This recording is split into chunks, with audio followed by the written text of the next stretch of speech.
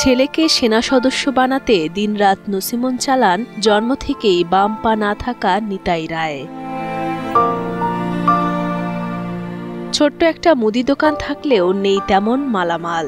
দিনে কয়েক কাপ চা আর রুটি বিস্কিট বিক্রি করে পান অতি সামান্য কিছু টাকা। তাই ছেলের স্বপ্ন পূরণ করতে নসিমনই তার একমাত্র ভরসা।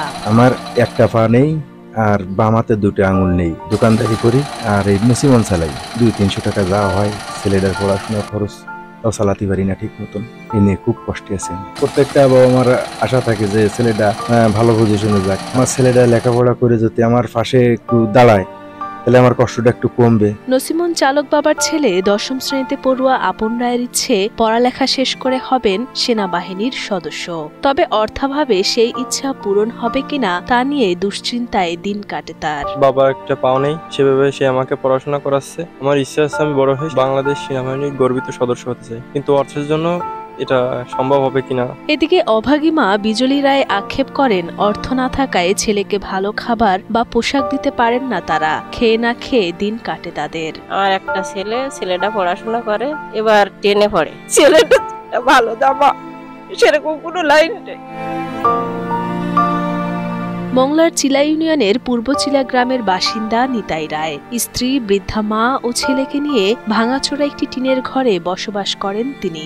সারাদিন নসিমন চালিয়ে ও মুদি দোকানের সামান্য আয়ে কোনো মতে চলে 4 সদস্যের সংসার। নিতাই রায় জানান, এক পা না থাকায় তার নসিমনে উঠতে চান না যাত্রীরা, তাই বেশিরভাগ দিনই খালি হাতে বাড়ি ফিরতে হয় তাকে। আর অর্থ না থাকায় দোকানের মালামাল কিনতেও পারেন না তিনি। নসিমনে এখন কেউ উঠতে চায় না, আরো একখান পা নেই। সবাই ভয় পায় যে ওর একখান পা নেই, ওই কেউ যদি কিছু নিয়ে যায় সেই নিয়ে জাতি আয়। দোকানে তো তেমন কিছু নেই, একটু বিস্কুট টিস্কুট রাখি, 50-100 টাকা হয়, এই দিয়েই পরিবার চলে। নিতাইয়ের সংগ্রামী জীবন দেখে ব্যথিত প্রতিবেশীরা। তারা চান সমাজের বিত্তবান মানুষেরা সাহায্যের হাত বাড়ালে তবেই ছেলের পড়াশোনা চালিয়ে যেতে পারবেন নসিমন চালক বাবা। অতি কষ্ট করে একটা নসিমন চালায়, কোনো সময় ভাড়া হয়, কোনো সময় হয় না। তারপরেও একটা চায়ের দোকান আছে, যখন ওই নসিমন চালাইতে যায় তখন ওর স্ত্রী ওরে সহযোগিতা করে। আমার আকুল আবেদন, অর্থবিত্ত যারা আছে সমাজে, তারা যদি তার প্রতি একটু দৃষ্টি দেয় তাহলে হয়তো তার এই কষ্টটা একটু হলেও লাঘব হবে।